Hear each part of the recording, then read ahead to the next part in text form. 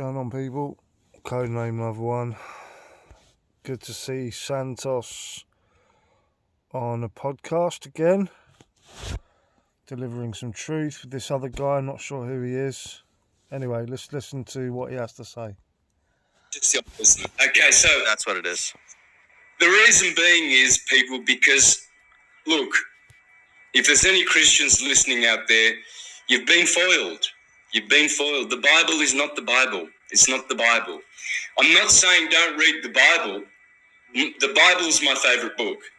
Yeah, mine too. I mean, I teach out of it all the time, but I teach, the hidden wisdom, the esoteric symbolism in it, and the stuff that actually calls religion out on its bullshit.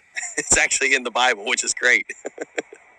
Okay, well, see, when a lot of Christians, they shudder at that. They think, oh, yeah, that's from the devil. It's not esoteric, it's literal. Well, the book of Revelation's full of symbols. Nothing but. And the Bible does speak very, very, very, very cryptically. And the pastor always says, you have to understand this text symbolically, figuratively. It's not literal. And Galatians says that everything in the Bible is all an allegory.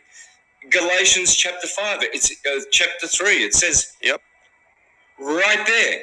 Galatians 4. He said he was talking about Abraham and Sarah, and her handmaiden Hagar, and they had Ishmael and Isaac, and he said, which things are an allegory? The whole thing is an allegory. If Abraham's an allegory, then David's an allegory. Moses, Noah, they're all allegories because all of those archetypes and mythological heroes, they are, guess who? You. They're all within you. That's right. Yeah. So that means Auntie Mary down the road, Uncle Tom, your best friend, your girlfriend, her mother, her boyfriend, her relatives, her ancestors. We are all those people in the Bible. Yep. We're all going to be Moses, Jesus.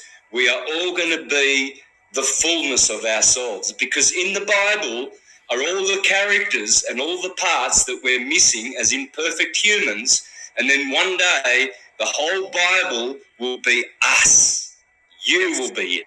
It's about full integration of all the archetypes in your spirit, your soul, so on and so forth. But so that leads me to my point about I've been harping on this a lot on social media and on my shows lately with all of the things coming to light now about isn't real over there, the fake state of isn't real.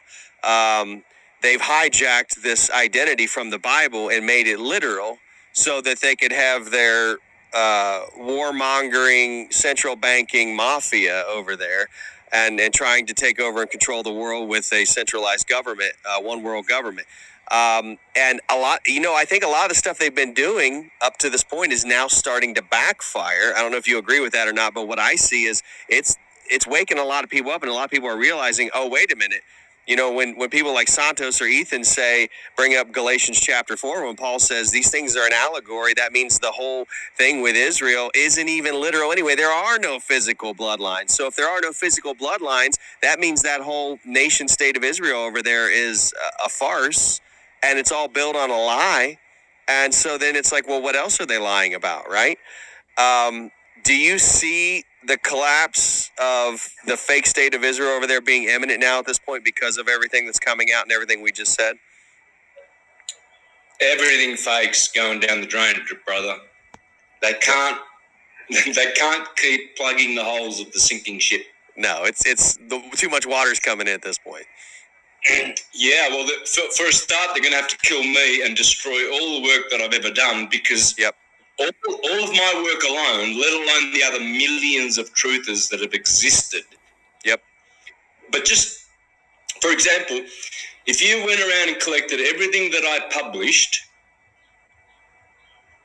and condensed it in such a way that we could go to a court, I will win in that court against every single fake, false lie that ever existed, with proofs, evidence, references, original source documents, which I've read, and they're just going to have to get rid of all my work for a start, because if one day we did a lawsuit against the UN and the New World Order, they will fall on the first day of court, because for a start, I'll smash their historical Jesus to pieces. I'll smash their flying Santa potato Jesuit satanic globe, which obviously the Earth, you can see all my stuff there, right? If the Earth were flying at 870,000 Mach,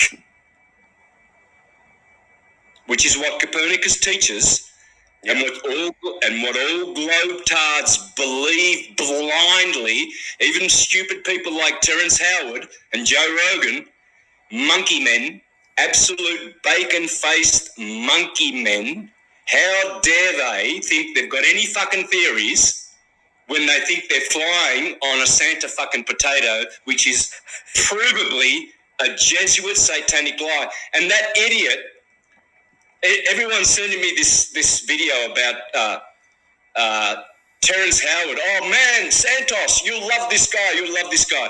I got to about half an hour and I had to turn it off when he started saying, oh, the ancients thought the Earth was flat. No, fuckwit. The ancients forever knew the Earth was flat. You're the stupid fuck that has made yourself an eternally damned idiot. And I will make sure that Terence Howard, with all his 92 patents, he can shove them up his ass because they're useless, I'll make sure that I school him in syncretism and school him properly, because his ass is an ignoramus fucking ass and he's got no fucking clue. I know he's becoming a big hot topic right now, for sure. Yeah, I'm going to make him go real fucking cold real quick, because he's a stupid fuck. And he's quoting Walter Russell, who, yes, was a genius, but he was also